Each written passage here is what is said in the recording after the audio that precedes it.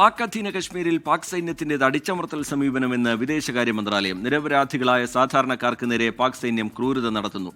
പാകിസ്ഥാനിൽ നടക്കുന്നത് ഭീകരമായ മനുഷ്യാവകാശ ലംഘനങ്ങളാണെന്നും വിദേശകാര്യ മന്ത്രാലയ വക്താവ് രൺധീർ ജയ്സ്വാൾ പറഞ്ഞു. We believe that it is a natural consequence of Pakistan's oppressive approach and systemic plundering of resources from these territories, which remain under its forcible and illegal occupation. Pakistan must be held accountable for its horrific human rights violations. Balram Nedungadi വിവരങ്ങളുമായി ഡൽഹിയിൽ നിന്ന് ചേരുന്നുണ്ട്. ബൽറാം, ഇന്നേക്ക് 4ാം ദിവസവും ആ സംഘർഷം അതിരൂക്ഷമായി തന്നെ തുടരുകയാണ്. നിരവധി പേർക്ക് ജീവൻ നഷ്ടമായിട്ടുണ്ട്, നിരവധി പേർക്ക് പരിക്കേറ്റ സാഹചര്യമുണ്ട്. ശക്തമായത് ആ പ്രതിഷേധത്തെ അടിച്ചമർത്തുന്ന നിലയിലേക്ക് സൈന്യം കടന്ന പശ്ചാത്തലമുണ്ട്. ഇതിനിടയിൽ വിദേശകാര്യ മന്ത്രാലയം ഈ സാഹചര്യത്തെ എങ്ങനെയാണ് നോക്കിക്കാണുന്നത്? ബൽറാം നെടുങ്ങാടി. റിജിത്ത്, കഴിഞ്ഞ 4 ദിവസമായി പാക് അധീന കശ്മീരിൽ സംഘർഷം തുടരുകയാണ്.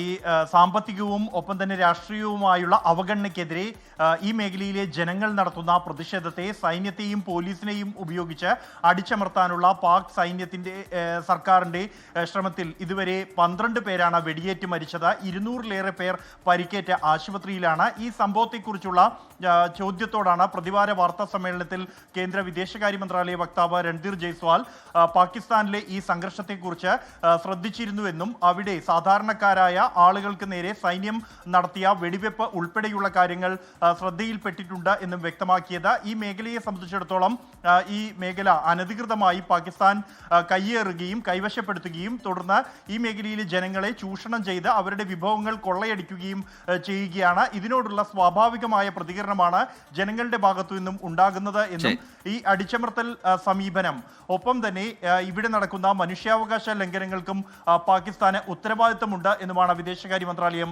വ്യക്തമാക്കിയത്. റിജിത്ത്, ലോകത്തെവിടെയായാലും ഏത് സമയത്തും 24 വാർത്തകളും ഓഗ്മെന്റഡ് റിയാലിറ്റി പാക്കേജുകളും എക്സ്പ്ലെയിനറുകളും വിശദമായി കാണാൻ ഞങ്ങളുടെ യൂട്യൂബ് ചാനൽ നിങ്ങൾക്ക് സബ്സ്ക്രൈബ് ചെയ്യാം.